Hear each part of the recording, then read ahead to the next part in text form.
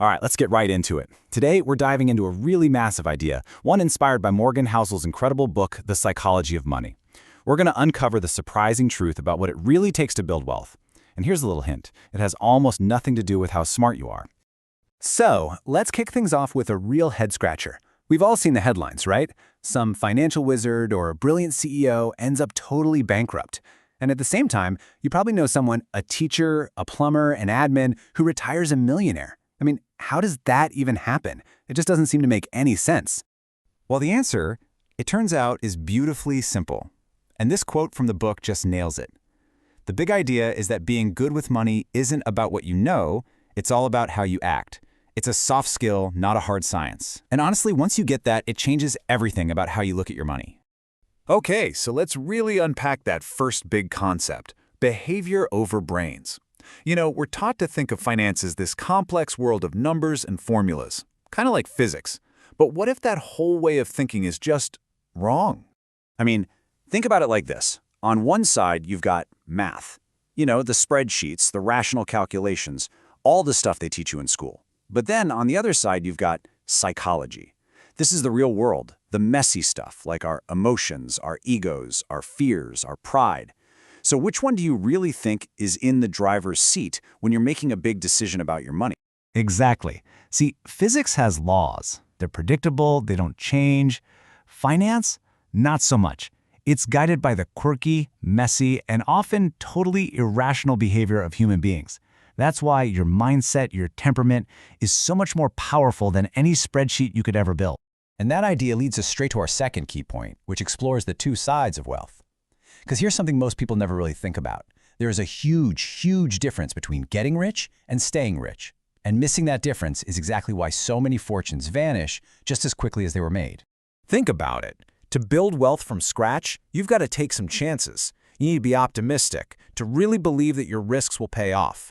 You have to be a little bit bold, to put yourself out there in a way that most people won't. But here's the crazy part. The very skills that made you rich can be the exact same things that will make you poor. To actually keep the money, you need a totally opposite mindset. You need the humility to accept that luck probably played a big part in your success. And you need a healthy dose of paranoia to remember that it can all disappear in a flash.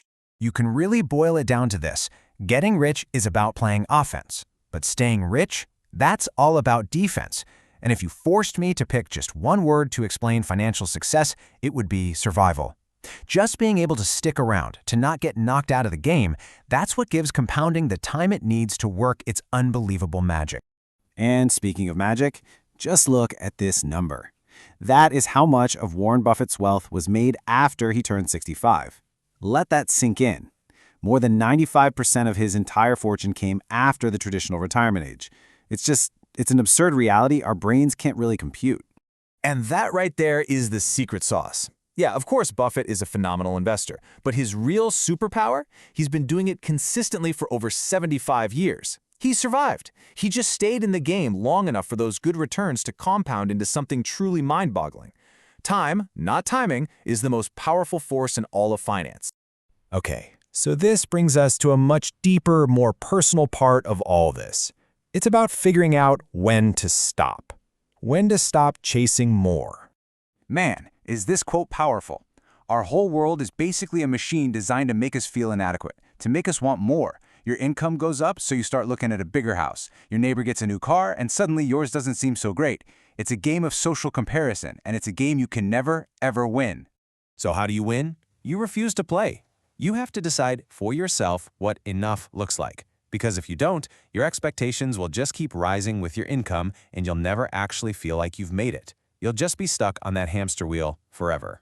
And it all comes back to this incredibly simple but profound piece of wisdom. So many fortunes and lives have been ruined by people who risked what they had and absolutely needed, all for the sake of getting something they didn't have and didn't really need.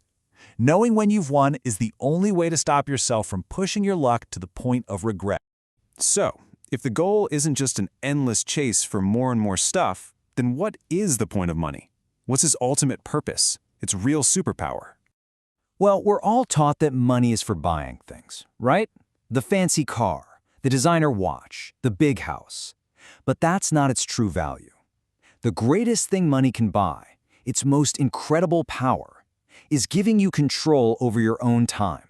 This right here, this is the highest dividend that money pays. It's better than any salary, any title, any amount of prestige.